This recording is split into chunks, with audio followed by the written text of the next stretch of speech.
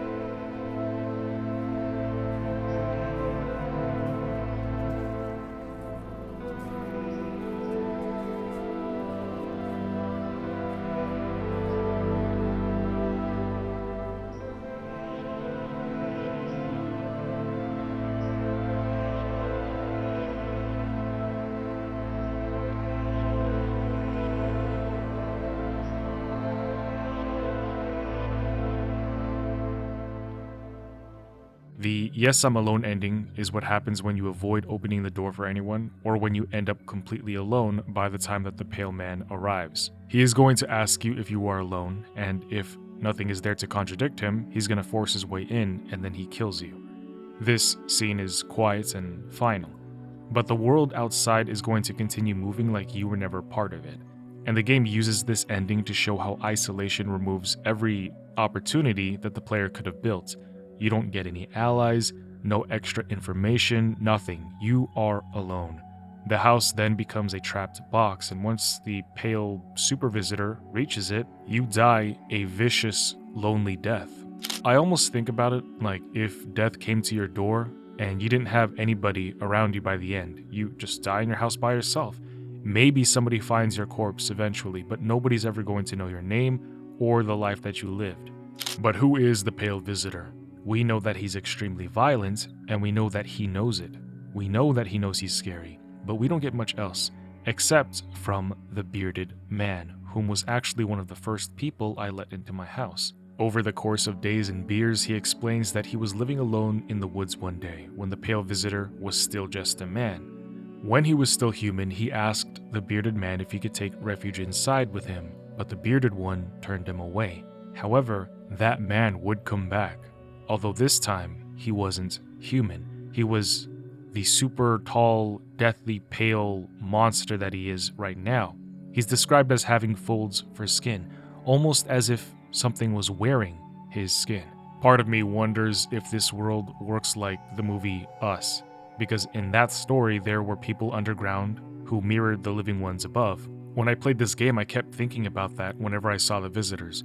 Maybe they came from somewhere below the surface, they'd find the humans that they're connected to, kill them, and then take their place. I think the idea fits. They're taking their life, they're putting on their skin. Which also ties into another theory that I had. I thought the cat lady was the protagonist's wife. This is my own headcanon. Admittedly, I haven't poured too much thought into it, but let me know what you think. The person we play had a wife. She died, he became a depressed hermit, angry at the world like the dude from Up. In his bedroom, on his window curtains, he says he doesn't look or sleep over there on that side because he has bad memories. I think his wife slept on that side of the bed, but maybe she died or was buried on that side of the house.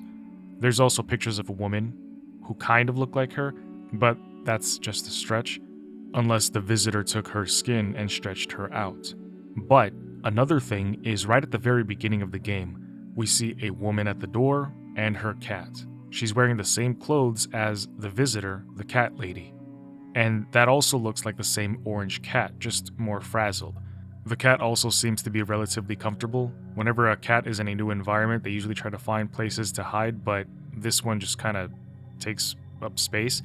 I mean, cats also think they own everything, so maybe that's another thing, but there's also a point in the game where you talk with the cat lady, and she says she's a ballerina. And I also think it's interesting how on the TV, at one point, we also see ballerinas. With all that context, I feel like there's something there. But the second path in this first group is the No, I'm Not Alone ending.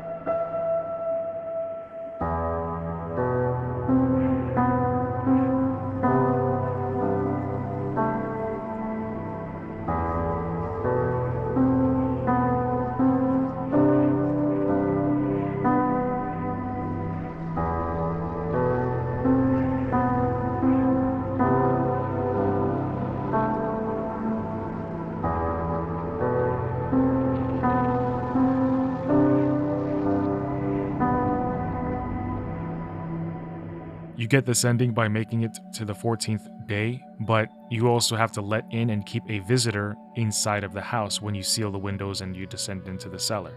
You and anybody else that you let in wait out the danger for about 2 months. As the days pass, paranoia grows. There is a visitor among us that will eventually kill everybody. The ending is ironic.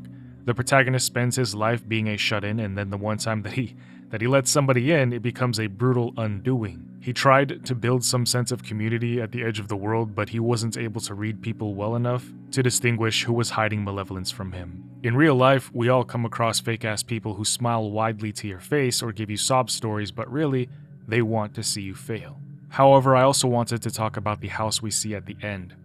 As Death's grip slowly closes his eyes, he sees a house, which also happens to be the same one on a poster we see in the hall. It even says, loneliness and isolation. However, the last thing that the narrator says is, welcome me, which makes me think that could have been Death itself talking to the protagonist. Update, I just looked it up, it's the Pale Visitor narrating all these endings. But moving over to the last path in this group is the end, ?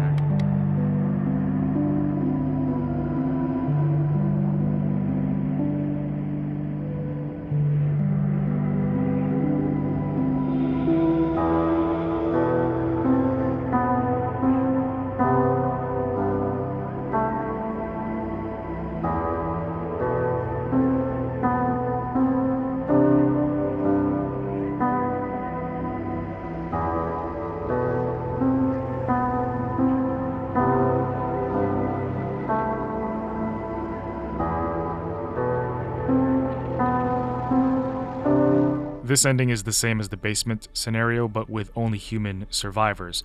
Almost everybody lives through the months underground and makes it to the final broadcast announcing that the sun is fading.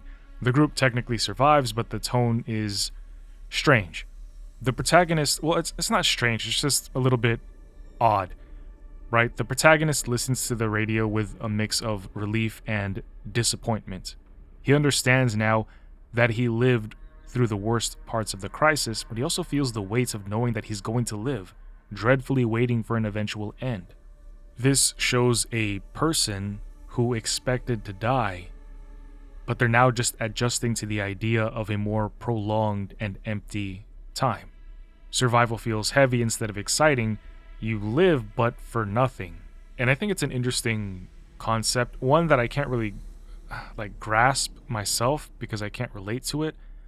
But I imagine that there's people out there who probably understand what this feels like, to continue living knowing that you're not really living for anything. You're just kind of floating around and waiting for the end because there's, really nothing else for you. It's a sad way to view things, I think. These three endings fit together because each one grows out of being cut off from the rest of the world. But each path, each ending carries its own emotional dimension.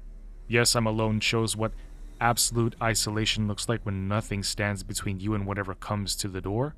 The "no, I'm not alone" ending shifts into ironic betrayal and misjudgment, where the danger comes from the single person that you shouldn't have trusted. The end settles into the numb survival and extended emptiness, where you're just existing. They all connect through isolation, but they reach different emotional places. Some versions end quickly, some stretch on, but all of them show how confinement shapes the way a person reaches the final moment of their story. And so, moving over to group 2, we're going to focus on the endings that come from acting without clarity. Each choice in these runs grows from fear and pressure and the belief that you're reading the situation correctly when you're not. So, the first ending here is the "yes, I'm a murderer."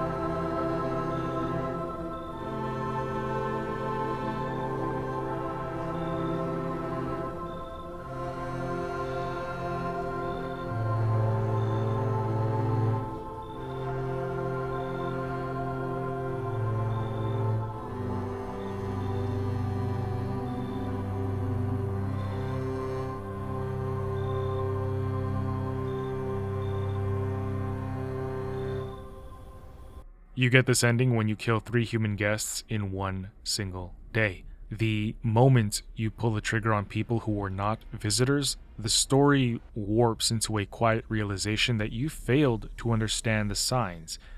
But you were terrified, and you did what humans, animals, when backed into corners do. They lash out because they're scared. However, it also becomes the moment that you understand what it feels like to have the power to take away someone else's life. This power changes the way you see yourself. It takes away your sense of being an ordinary person trying to survive, and it replaces it with the awareness that you crossed the line you can't walk back from. Fear or power, it doesn't matter. The protagonist gets ripped out of his home, beaten, and then burned all the same. In this ending, though, I think it begs the question of who is the bald prophet, because he visits your door every so often, and he never comes in. But he can see your future, or he can see events which have already happened. Who is the bald prophet?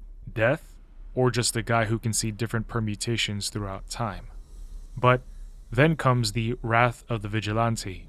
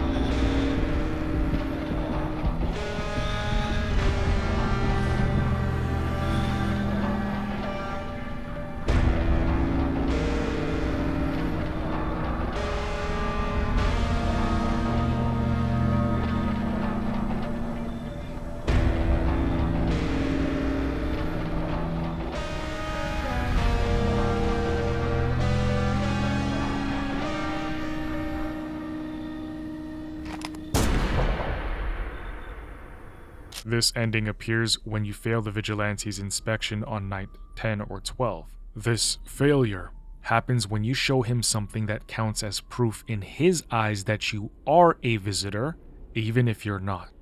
The Vigilante reacts without hesitation, raising his gun at you. You shake, you're scared, but you have your gun pointed back, and so you both blast each other. You get hurt, but you get up, and you go full Kratos on him, out of the fear and anger that you felt. He killed your neighbor, he killed many, and he instilled terror. You then live on to carry on his legacy of killing anybody you deem to be a visitor, even if they were human. And I don't know if my mind is just a little bit slow, but I think he also killed potential visitors or anybody else who seemed to be a threat. Probably other humans with weapons, not realizing that he himself had become an insane threat. These endings are grouped together because both outcomes form when judgment breaks under fear. One ending comes from acting first. The other comes from somebody acting on you. Regardless, both paths show how fragile survival becomes when the environment removes the possibility of understanding anybody clearly, when people who are scared are willing to do anything to not be afraid anymore. Moving on to Group 3, these endings focus on what happens when you place trust in an outside system instead of your own judgment. In the world of No, I'm Not Human, FEMA, or Federal Emergency Management Agency, stands as a symbol of structure and order to combat the global pandemic. You get this ending when you follow authority without understanding the cost. Also, this is the only ending in this group.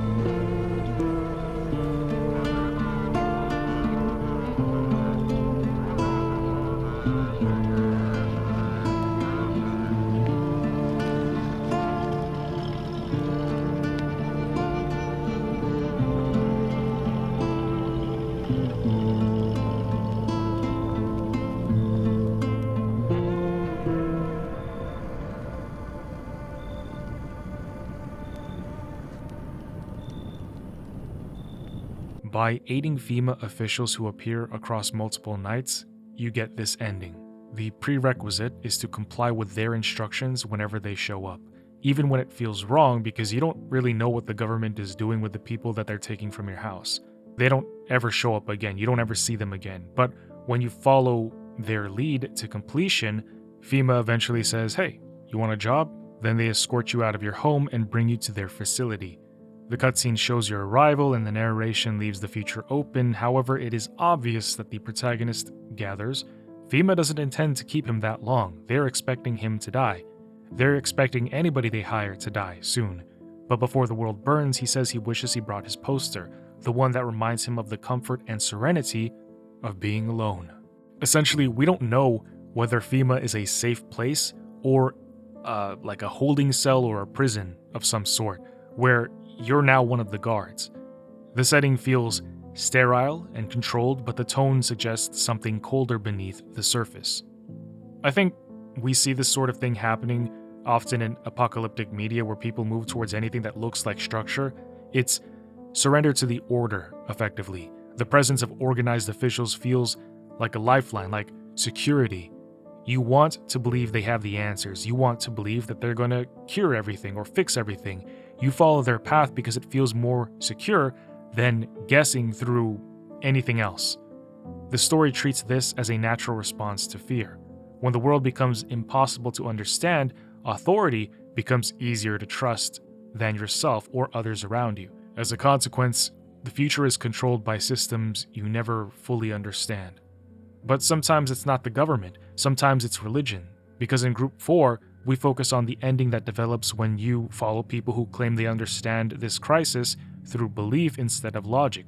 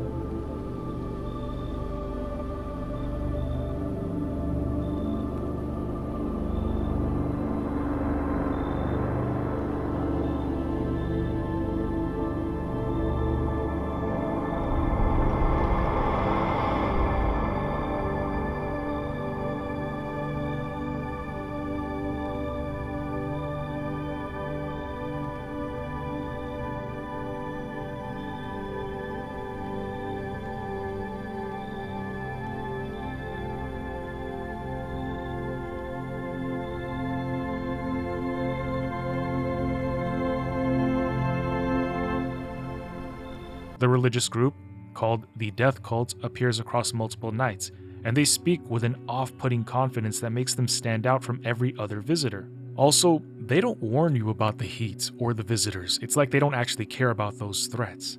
They talk about death as if it's a presence that wants to cleanse the world, and they venerate her.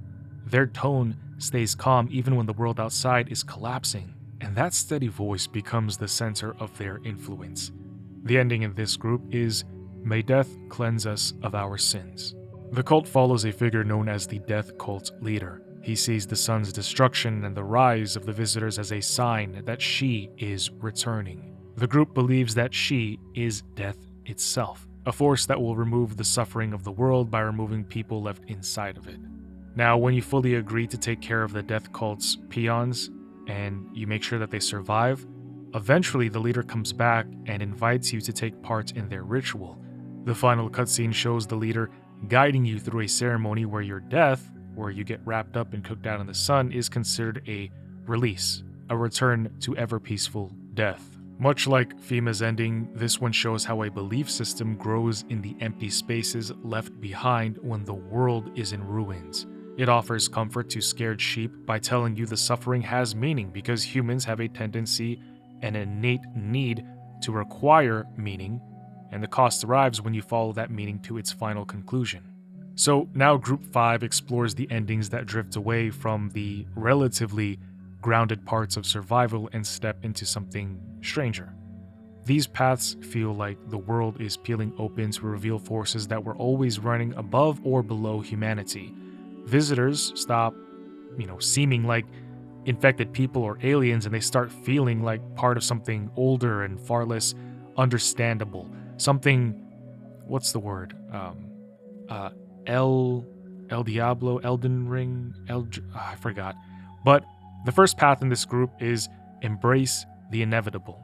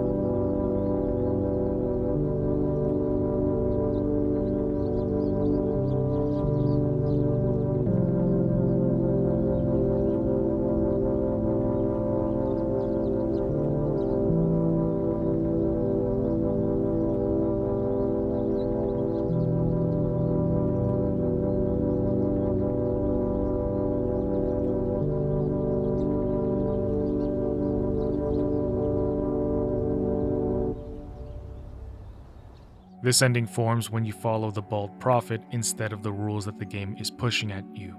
His visits build towards a single message: stop resisting what is coming. Trust his instructions. Let the cat lady in. Stop testing people. Dig into the basement. When the tunnel opens, follow it. When he tells you to jump, you jump. I should note that there's already a miner here. I thought that was interesting. Part of me wonders if this is the bald man. Did death somehow have a grasp on him? Perhaps gave him the ability to see visions and send him out into the world to try to get more people to come to her. Maybe the protagonist is supposed to carry on what the Bald Prophet was doing. I wonder if the Bald Prophet and the Death Cult knew about each other. Assuming that the Bald Prophet was ever real. Like, was he actually talking to somebody at his door? Or was he just going crazy? This ending leads the protagonist into a place that looks nothing like the burned world above. You're in this tranquil landscape that feels detached from any human struggle. Death appears as a serene presence that speaks gently, almost as if she's been waiting for you. It guides you into a personal version of paradise, a white house in a bright, calming field, death's embrace. You have fallen in love with peaceful death. However, not everything is as it seems. The cutscene ends by focusing on the loneliness and isolation artwork in your real home. It's on the wall. That image is the key. It suggests that this paradise reflects the protagonist's longing for complete escape. Escape from society, from pain, from life. The tunnel could be literal, but it carries the weight of symbolism. It has that gravity. It feels like a farewell to the world rather than a mystical journey, and that final image hints that the paradise could be the emotional space he retreats into when he accepts that he can't keep going on. The meaning sits in that acceptance. To court death is to end yourself, which is probably what drives our protagonist to, in the real world, to lay down outside and have the sun burn him to a crisp. The second ending in this group is Shroom or Doom.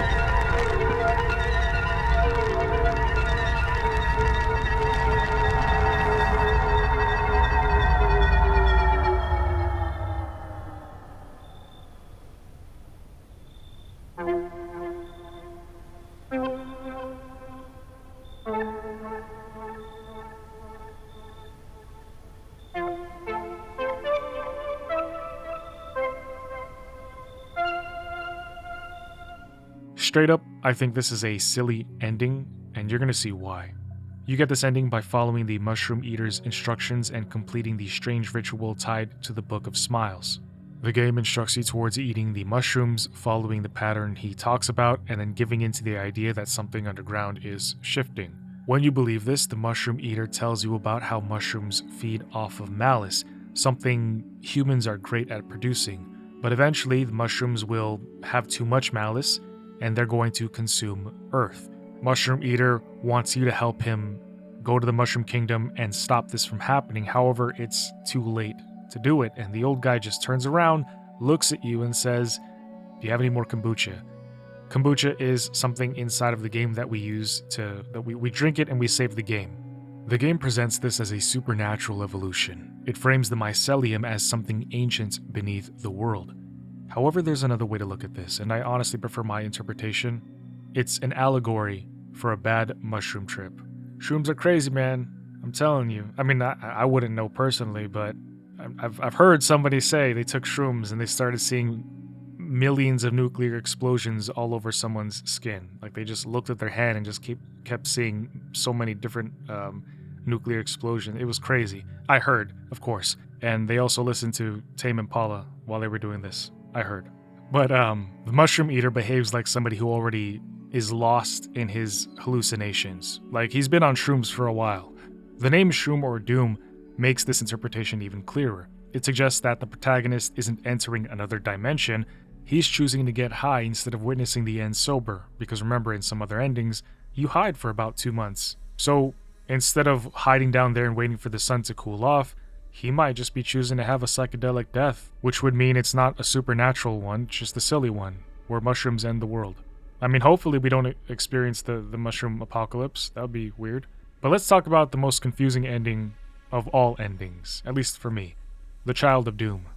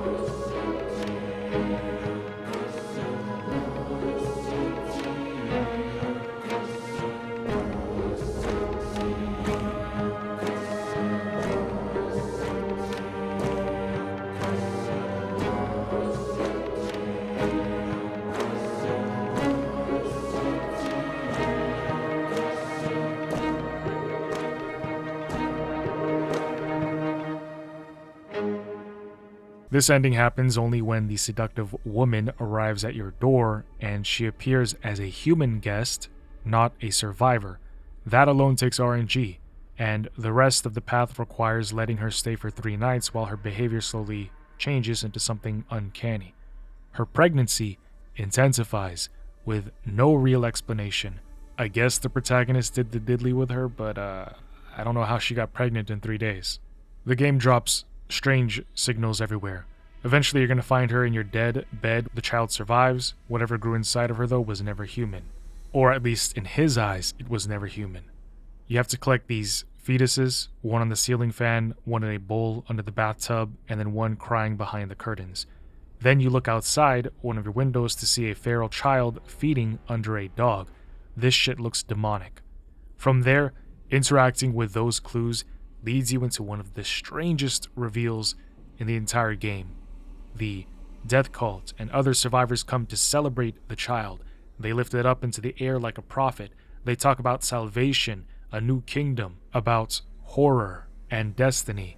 The atmosphere becomes ritualistic, the angelic wings on their back, even though nothing about the situation feels divine. It gets confusing, so confusing. But I think the protagonist ends up, ending the baby. Then you get dragged out, displayed, crucified on the street as a prophet whose purpose has been fulfilled. It's weird, I know, but the baby is gone. The people claim that the world has been saved because of your sacrifice, but then they kill you. It's weird, right? It's bizarre. Honestly, I think the protagonist knocked the woman up, but he didn't want the baby, so he took them out. The other survivors found out and then killed him for it. Definitely an ambiguous ending. But what's happening to the world that caused this? Who are the visitors actually? And what is inside of the box that is at the top of the closet? All we know is that a solar anomaly causes the sun to emit extreme and lethal radiation. I can't find anything to say if it was due to FEMA's experiments or a natural occurrence. The visitors, mole people, were they always there? Were they more of FEMA's experiments gone wrong? I think there really is something beneath us, but is it monsters, government, or something out of this world or dimension?